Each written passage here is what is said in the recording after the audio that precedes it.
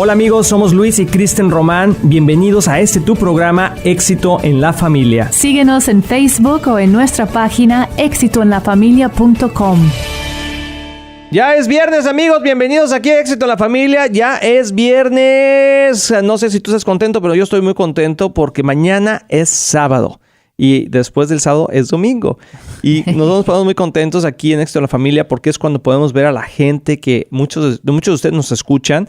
Y muchos que no nos escuchan, pues puedan venir a visitarnos aquí a nuestra iglesia en City Church Latino, donde nos encanta poder compartir con ustedes. Así que, amor, bienvenida aquí a tu programa Éxito en la Familia. Gracias, aquí estoy muy contenta y como que me quedé pensando en lo que hablábamos ayer. Se me hizo poderoso, como que son revelaciones muy profundas, que ojalá que ustedes lo están agarrando también y meditando sobre eso. Porque Dios como que está revelando aquí su corazón, ¿no? Sí, nuestro Dios es un Dios bueno. Amén. Y pasan cosas muy malas en la tierra, pero no debemos culpar a Dios. Así es. Así para esas cosas. Entonces hemos estado hablando de eso y la ciencia. Wow, yo me quedé así pensando en eso del Romanos 8 y la ley de la termodinámica y se me hace fascinante. No sé ustedes, pero bienvenido a todos los que han estado escuchándonos en esta semana. Bienvenida también a mi hijito que está aquí dándonos mucho sabiduría y información muy impactante. Sí, Andrew, bienvenido nuevamente. Hola, hola, gracias, muchas gracias por tenerme aquí otro día. Así es, y estamos por terminar el día de hoy. De este tema podría continuar por muchas series, muchos programas, pero bueno, vamos a ponerle casi parte 1, ¿verdad? Porque podría continuar y vamos a continuarla en otros tiempos. Pero quiero terminar con lo que estábamos hablando ayer para entrar en otros puntos de que la ciencia avala la Biblia o la Biblia avala la ciencia, porque todo el tema de esto es que la ciencia es amiga de la Biblia. O sea, amiga de la palabra de Dios. La ciencia nació del corazón de Dios. La ciencia Dios nos la dio para que pudiéramos comprobar lógicamente la creación. Y lo que ha tratado de hacer el hombre por el dolor que hay en el corazón es tratar de desaprobar la Biblia por medio de la ciencia, pero no han podido hacerlo. Y estábamos hablando el día de ayer, escucha el programa de ayer porque está hablando de cómo entró la desobediencia, el pecado que tiene que ver con desobedecer a Dios, y cuando entró eso no es que Dios nos castigó, sino que se abrió la puerta a un espíritu de muerte. Dios trae vida, el diablo trae muerte, y cuando nosotros como seres humanos abrimos esa puerta hacia la muerte, todo empezó a colapsarse. Y estamos hablando de miles de años que han pasado, pero todo está en un proceso de colapsión. Decadencia. De decadencia, sí, más bien. Es que mi inglés a veces se confunde con el español. Pero de decadencia, y estábamos hablando, quiero que leas ese versículo, amor, porque queremos conectar algunos versículos, hablando un poquito de los sucesos naturales que pasan, cómo Dios habla en la palabra se encuentra el porqué. Y dijimos ayer que una periodista dijo por ahí, bueno, lo que pasa es que la naturaleza está enojada, ¿no? Pues es una forma muy simple de decir que algo mal está pasando, pero no hay un backing. Pero te voy a decir, o sea, no hay un respaldo de eso. ¿Cómo que está enojada? Pues ni que estuviera de mal humor.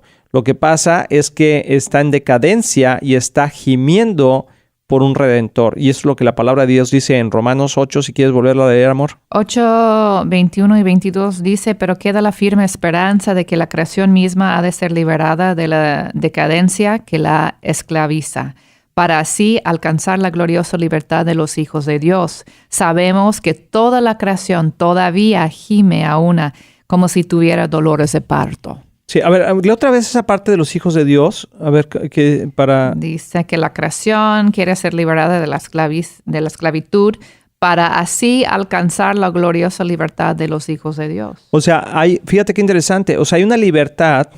O sea, el hombre se esclavizó al pecado y a la muerte, igual que la creación. Por eso tuvo que venir Cristo.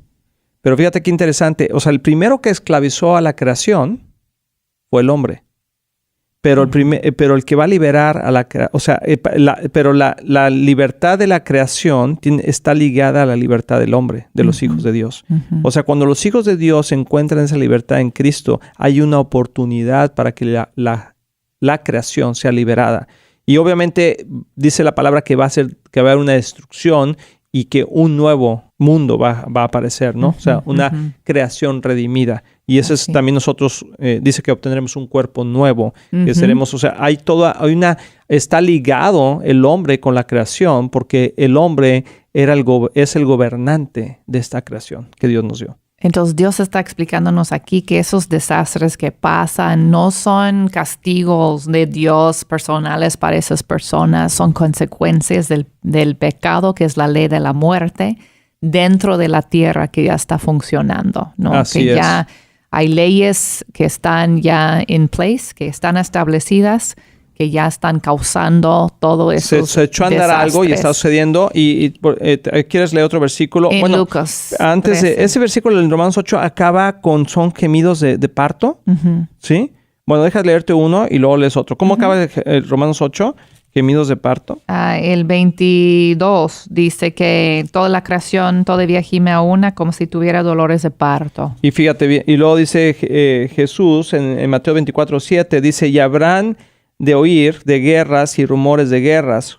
Cuidado, no se alarmen, porque es necesario que todo esto suceda, porque todavía no es el fin, porque se levantará nación contra nación y reino contra reino, y en diferentes lugares habrá hambres y terremotos, pero todo esto es solo comienzos de dolores de parto.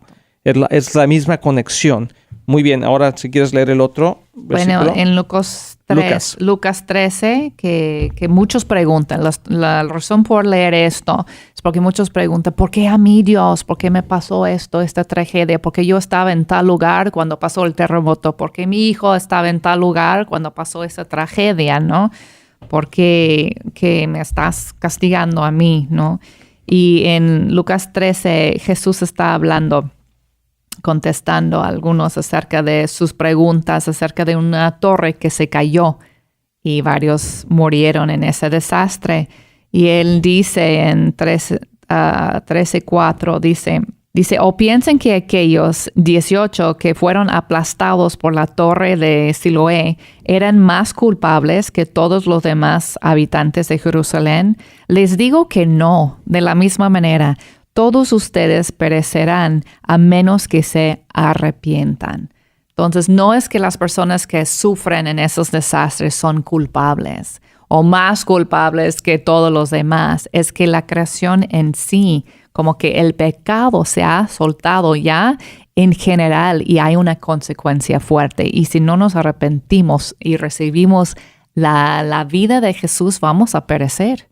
Aún vamos a aparecer en este cuerpo, pero ahí Dios... Nuestra alma, nuestro ser. Jesús pasa de velocidad 1 a velocidad 2, o sea, porque esa gente le está preguntando por qué mueren en el cuerpo, y luego Jesús dice, bueno, no te preocupes ni siquiera por eso, porque, o sea, si no te arrepientes vas a perecer eternamente, es lo que está diciendo. Pero muy interesante todo esto. Ahora vamos aquí con Andrew. Andrew, por favor, si quiere continuar con más datos científicos. Ahora vamos a ir a la medicina, que la ciencia comprueba que hay mucha verdad en la Biblia y viceversa.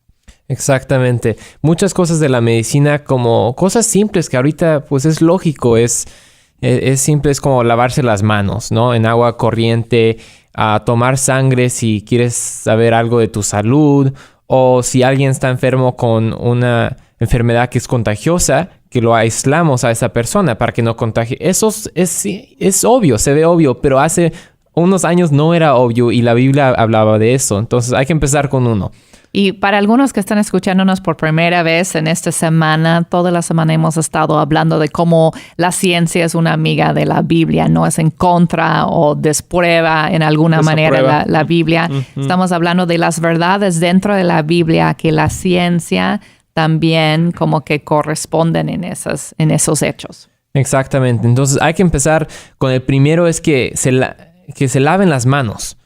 Pues lávense las manos antes de comer, pues hay una razón. Pero lo más interesante es que es en el 1835. Ándele, en el 1835 los doctores en ese tiempo no se lavaban las manos. Es bien interesante. Y eso causaba trágicamente que el 30% de mujeres que daban a luz que murieran después de dar a luz. Es porque no sabían que existían gérmenes. Exactamente. Como que no podemos ver los gérmenes ni los virus hasta que se creaban los microscópicos. No. Sí, ¿verdad? ¿Cómo se llama el aparato? ¿Por qué me estás mirando? Microscópicos, es que me quedé pensando, pero...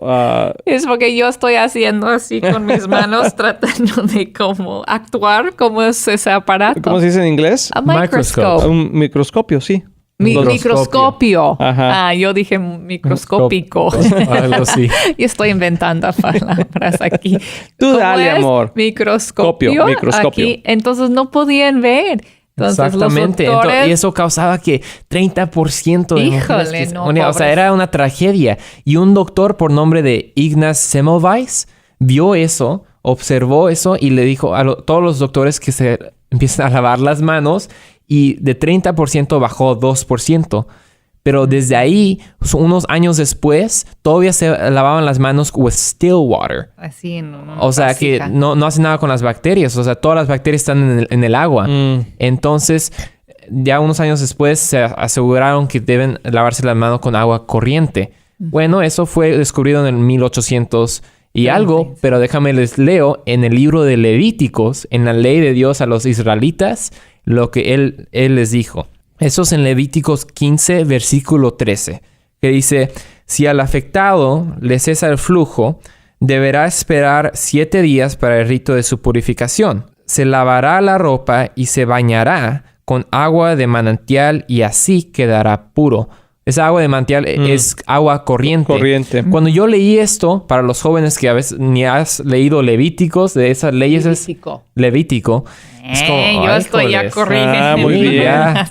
Más mexicana. Me toca ya el trabajo de corregir en lugar de recibir es como corrección. La cadena de corrigiendo. No, sacada mismos, no sé. Pero aquí pensé que era como una ley religiosa o algo así, que pues que se lave para que sea puro, pero no era para su salud. Era algo importante que en el libro de Levítico Dios ya nos había dicho y no fue descubierto hasta los 1800. Wow. Entonces, eso es algo súper interesante. Es algo muy interesante eso. Científicamente en la Biblia. Exactamente. Aquí hay otro súper interesante que está en Levíticos 17.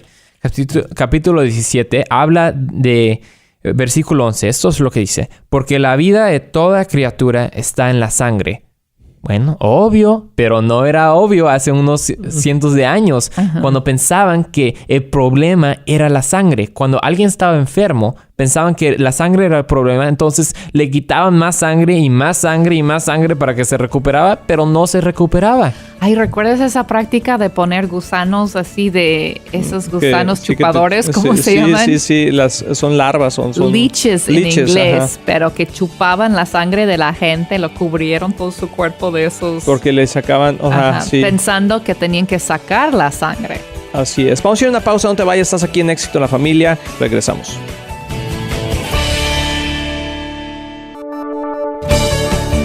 Amigos, ya estamos aquí de regreso y estamos de veras muy interesados en este tema que Andrew está hablando sobre cómo tiene correlación la parte científica con la Biblia. Y estabas hablando de la sangre. Nos fuimos hablando de que en la sangre está la vida. ¿Y qué dice la palabra de Dios? Eso es lo que dice en Levítico 17, a versículo 11. Dice, porque la vida de toda criatura está en la sangre. Estábamos comentando antes que nos fuimos al break. Es que eso no fue descubierto hace unos 100 años. O algo así, porque antes le quitaban la sangre a la gente que estaba enferma para que se recuperaban, pero no se recuperaban. Hoy en día le damos sangre. Transfusiones de sangre. Y tomamos sangre para ver cuál es el problema. Porque la información, la vida está en la sangre. Y eso era como antes que podían conocer el DNA, ¿verdad? No sabían en el tiempo de Levítico, cuando se escribía ese libro de Levítico, que había algo que se llamaba DNA, que era ya esta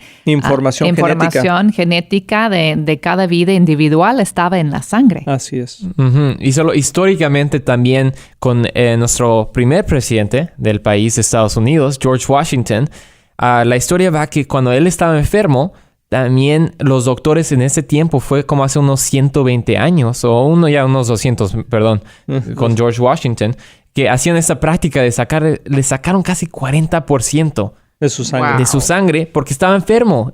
Pero no sabían, si hubieran leído la Biblia, que dice aquí que la vida está en la sangre.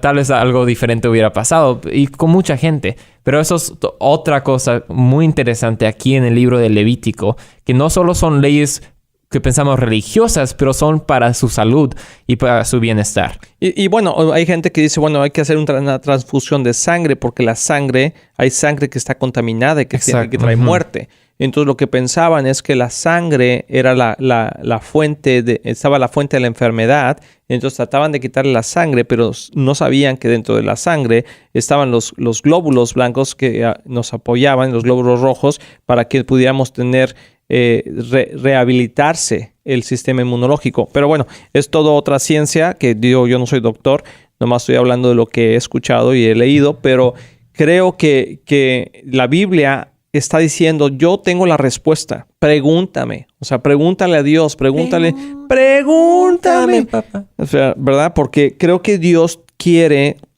sé que Dios quiere que nosotros tengamos una relación con Él y que tengamos entendimiento. La Biblia dice que perecemos por falta de entendimiento.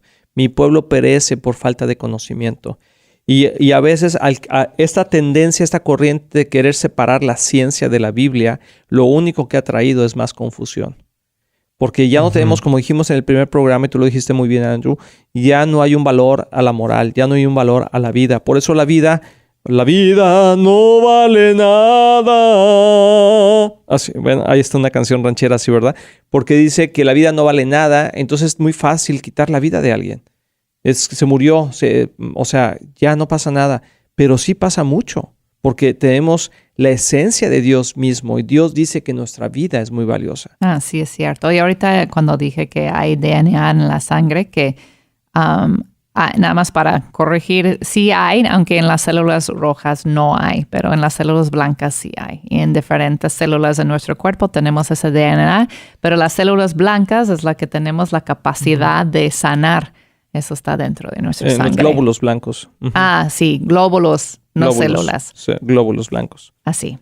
Sí, pregúntame. Gracias, doctor. Gracias. Sí, a ver, Andrew, ¿y cómo vamos? Vamos a ir terminando porque nos quedan pocos minutos ya, pero ¿qué más quisieras comentar sobre todo esto? Solo quería comentar que sí, la respuesta está en la Biblia. Para todos los jóvenes que están pensando, pues ¿dónde está la respuesta? La respuesta sí está en la Biblia. Puedes confiar en la Biblia. O sea, estos son bien pocos ejemplos.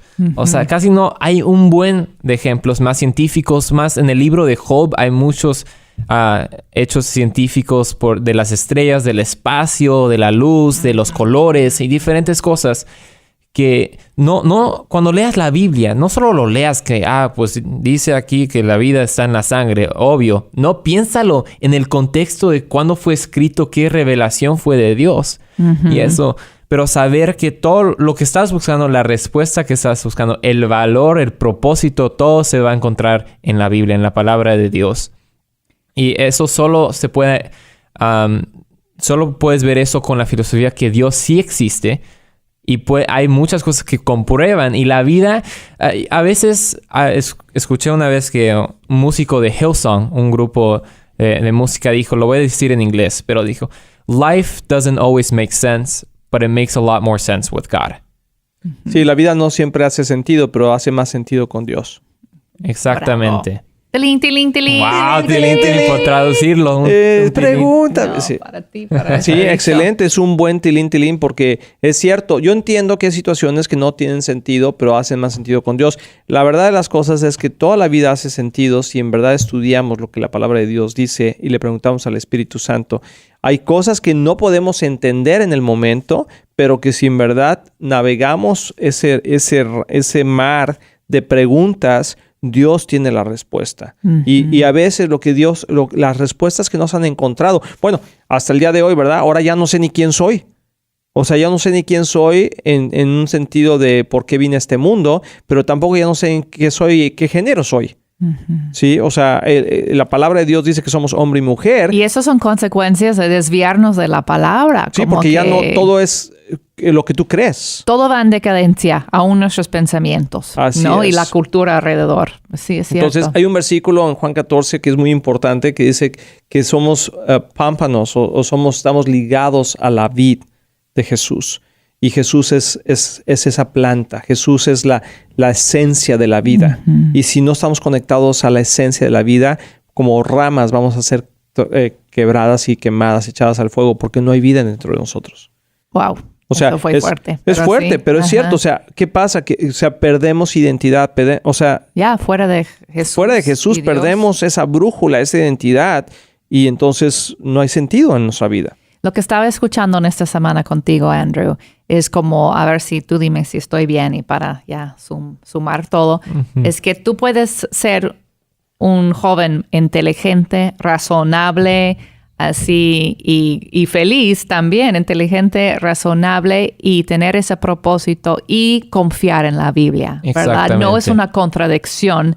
La razón, la inteligencia, el intelectualismo y todo eso con las verdades de la Biblia. Uh-huh. ¿Es cierto eso? Es exactamente lo que estamos diciendo por todos estos días en esta semana. Entonces, joven, you got this. Uh-huh. You got this.